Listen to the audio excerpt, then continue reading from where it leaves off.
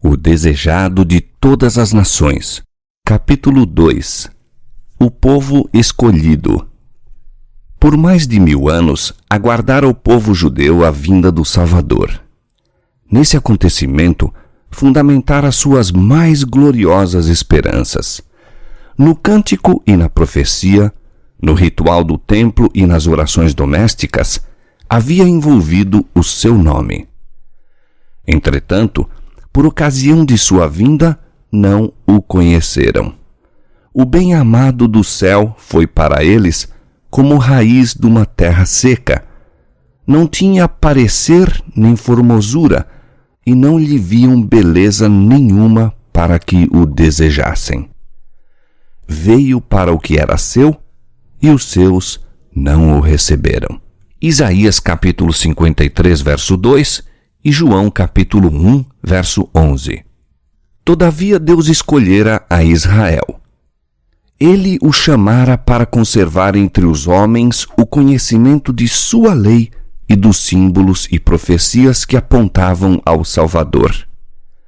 Desejava que fosse como fonte de salvação para o mundo.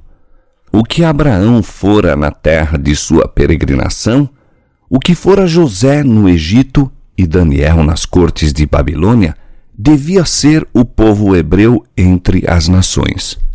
Cumpria-lhe revelar Deus aos homens. Na vocação de Abraão, Deus dissera: abençoar-te-ei e tu serás uma bênção, e em ti serão benditas todas as famílias da terra. Gênesis capítulo 12, versos 2 e 3. O mesmo ensino foi repetido pelos profetas. Ainda depois de Israel haver sido arruinado por guerras e cativeiros, pertencia-lhe a promessa: então os restos de Jacó estarão no meio de muitos povos, como um orvalho que vem do Senhor, e como gotas de água que caem sobre a erva, sem dependerem de ninguém e sem esperarem nada dos filhos dos homens. Miqueias capítulo 5, verso 7. A respeito do templo de Jerusalém, o Senhor declarou por intermédio de Isaías: minha casa será chamada casa de oração para todos os povos. Isaías capítulo 56, verso 7. Mas os israelitas fixaram suas esperanças em mundanas grandezas. Desde o tempo de sua entrada na terra de Canaã, apartaram-se dos mandamentos de Deus e seguiram os caminhos dos gentios. Era em vão que Deus enviava advertências por seus profetas. Em vão sofriam eles o castigo da opressão gentílica. Toda reforma era seguida de mais profunda apostasia. Houvessem os filhos de Israel sido leais ao Senhor, e ele teria podido cumprir seu desígnio honrando-os e exaltando-os. Houvessem andado nos caminhos da obediência, e tê-los-ia exaltado entre as nações que criou, para louvor e honra e glória sua. Todos os povos da terra verão que é invocado sobre ti o nome do Senhor, disse Moisés, e temer-te-ão.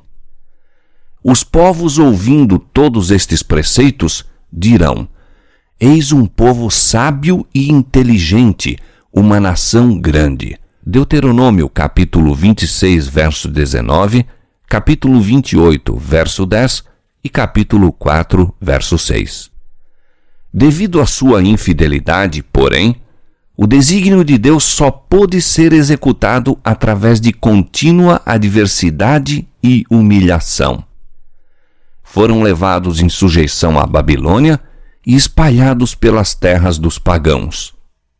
Em aflição, renovaram muitos sua fidelidade ao concerto de Deus. Enquanto penduravam suas harpas nos salgueiros e lamentavam o santo templo posto em ruínas, a luz da verdade brilhava por meio deles e difundia-se entre as nações o conhecimento de Deus. O pagânico sistema de sacrifícios era uma perversão do sistema que Deus indicara, e muitos dos sinceros observadores dos ritos pagãos aprenderam dos hebreus o significado do serviço divinamente ordenado apoderando-se com fé da promessa do Redentor. Muitos dos exilados sofreram perseguição. Não poucos perderam a vida em virtude de sua recusa de violar o sábado e observar as festividades pagãs. Quando idólatras se levantaram para esmagar a verdade, o Senhor levou seus servos à presença de reis e governadores para que estes e seu povo pudessem receber a luz. Repetidamente, os maiores monarcas foram levados a proclamar a supremacia do Deus a quem seus cativos hebreus adoravam. Mediante o cativeiro de Babilônia, os israelitas foram realmente curados do culto de imagens de escultura. Durante os séculos que se seguiram, sofreram opressão de seus inimigos gentios, até que se firmou neles a convicção de que sua prosperidade dependia da obediência prestada à lei de Deus. Mas com muitos deles, a obediência não era motivada pelo amor. Tinham um motivo egoísta. Prestavam a Deus um serviço exterior como meio de atingir a grandeza nacional. Não se tornaram a luz do mundo, mas excluíram-se do mundo a fim de fugir à tentação da idolatria. Nas instruções dadas a Moisés, Deus estabeleceu restrições à associação deles com os idólatras. Estes ensinos, porém, haviam sido mal interpretados. Visavam preservá-los contra as práticas dos gentios, mas foram usados para estabelecer uma parede de separação entre Israel e todas as outras nações.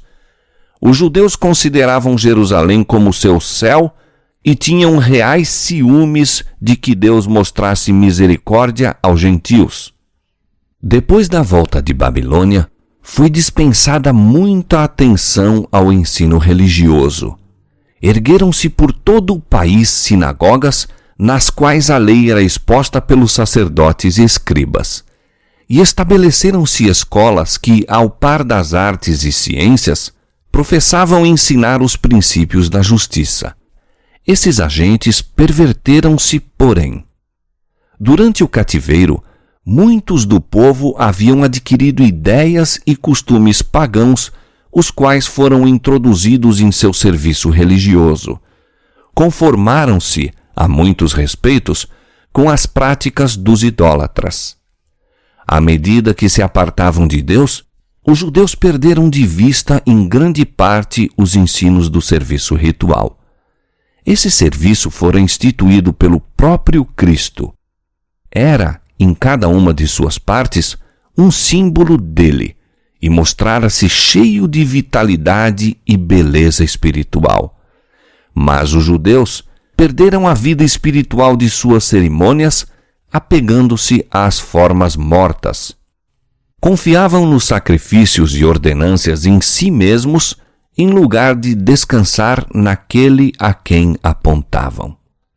A fim de suprir o que haviam perdido, os sacerdotes e rabis multiplicavam exigências por sua conta, e quanto mais rígidos se tornavam, menos manifestavam o amor de Deus.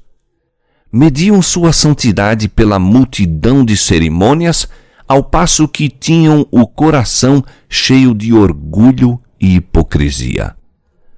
Com todas as suas minuciosas e enfadonhas injunções, era impossível guardar a lei. Os que desejavam servir a Deus e procuravam observar os preceitos dos rabinos, morejavam sob pesado fardo. Não podiam encontrar sossego nas acusações de uma consciência turbada.